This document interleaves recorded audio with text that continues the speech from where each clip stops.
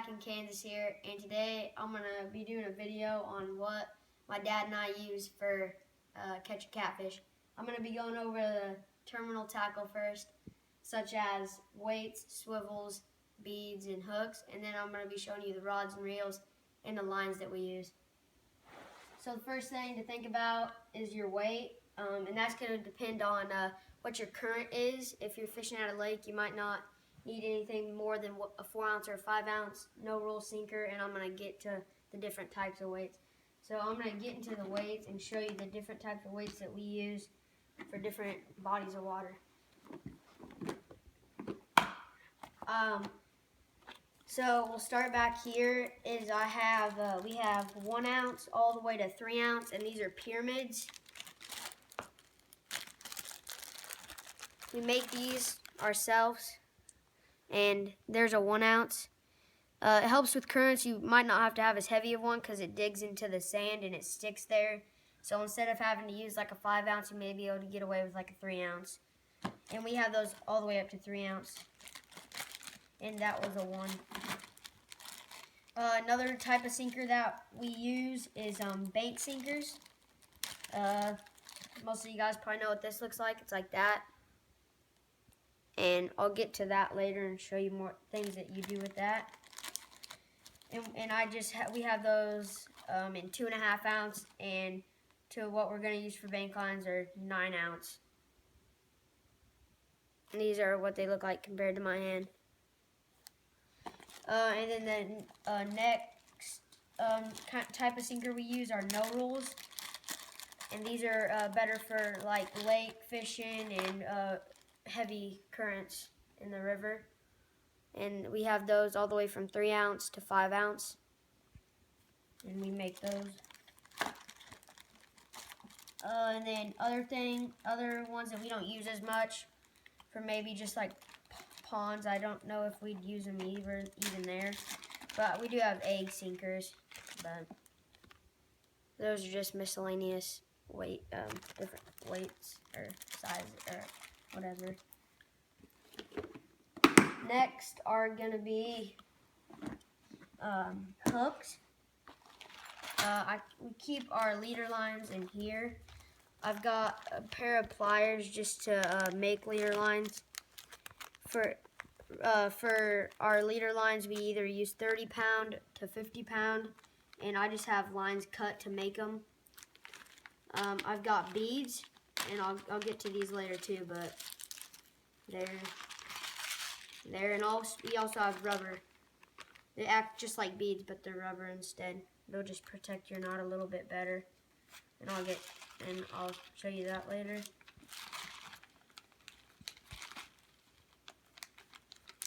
Next thing are sinker slides. I'm going to show you what that does too. But what you do with this right here is you unclip that like that, and then you get your bank sinker like this. Put it on there. Not necessarily you have to use this big of one, unless maybe you're using like live bait. But then you clip it back just like that, and it holds that just like that. They don't really work as well for these small of sinker slides because they're so big. But next thing are swivels. Have to have these. We got bigger ones, and we've got some smaller ones. These are the ones we mainly use. Next thing is our 50-pound leader line. Those are mostly when we're using live bait. If we're using just worms, we'll just go with like 30. Our hooks we use, I'll show you the smaller ones we use, but for live bait we use 8/0 hooks.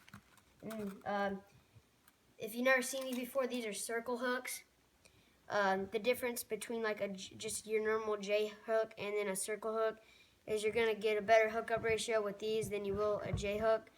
Where when you're fishing with these and you're getting a bite and you're not paying attention, most likely it's going to hook the fish for you. because when they bite on it, it's going to go like that and hook it for you, instead of when you have a J hook and you have to be there to set the hook. And those are what we use with live bait, and when we use, these are the bigger ones that we use for live bait, but we use smaller, these are 8/0, we use 5 to 6/0 for worms.